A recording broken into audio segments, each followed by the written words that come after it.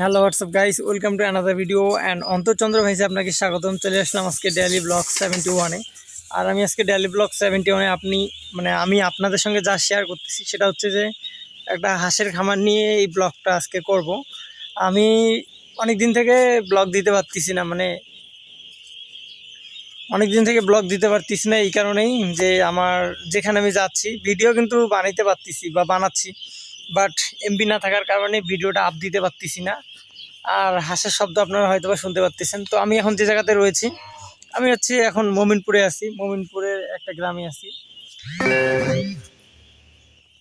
আর মেসেজগুলো আসার সময় পায় না। তো ফাইনালি হচ্ছে এইখানে হচ্ছে হাঁস রাখা হয়। আর হাঁসের জন্য একটা নির্দিষ্ট একটা ঘর করা রয়েছে, অন টাইম একটা ঘর, কিন্তু তারপরেও ঝড় বৃষ্টিতে মোটামুটি ক্ষতি হয় না আর কি। তো যাদের গ্রামে বাসা তারা যারা বেকার বসে আছেন ছেলে পেলে, তো আমি মনে করি আপনারা পড়াশোনার পাশাপাশি আমার মতো না, সরি, মানে পাশাপাশি আর কি হাঁস চাষ করতে পারেন। যদিও আমাকে অনেক কালা দেখা যাচ্ছে, দাঁড়ান একটু ঠিক করে নিই ফোনটা, একটু ব্যাক ক্যামেরা আসতেছি।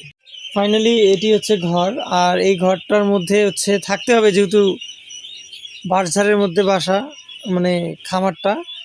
সো এখানে মানুষ থাকতে হবে, একটা মানুষ সবসময়, এটাই স্বাভাবিক। তো এখানে হচ্ছে হাঁস রয়েছে। তো এখানে মূলত হচ্ছে আপনার একদিনের হাঁস আনা হয়, আনে আর কি এখানে বড় করা হয়। এখানে অনেক কিছু রয়েছে, তো আপনার এখানে অনেক ভ্যাকসিন ট্যাকসিন, অনেক ওষুধ, খাবার, অনেক নিয়মকানুন আছে। সব কিছু যদি আপনারা কখনো এরকম প্ল্যানিং করেন, তো আপনারা প্রথম অবস্থায় অল্প পরিমাণে কিছু হাঁসের বাচ্চা এনে আপনারা এই ব্যবসাটা চালু করতে পারেন। সো ব্যবসাটা লাভজনক অবশ্যই, বাট আপনাদেরকে অনেক বিষয় লক্ষ্য রাখতে হবে, না হলে আপনারা লস খেয়ে যাবেন এই ব্যবসায়। সো এখন যিনি ব্যবসা করতেছেন তিনিও হচ্ছে মোটামুটি লাভবান। আর তিনি যে লস খাননি এমনটা না, তিনিও একসময় লস খেয়েছে। তো এই ব্যাপারগুলো আপনাকে ভালো করে বুঝতে হবে, পরামর্শ করতে হবে, দেন তারপরে আপনাকে মানে সিদ্ধান্ত নিতে হবে যে আপনি আসলে ব্যবসা করবেন কি না।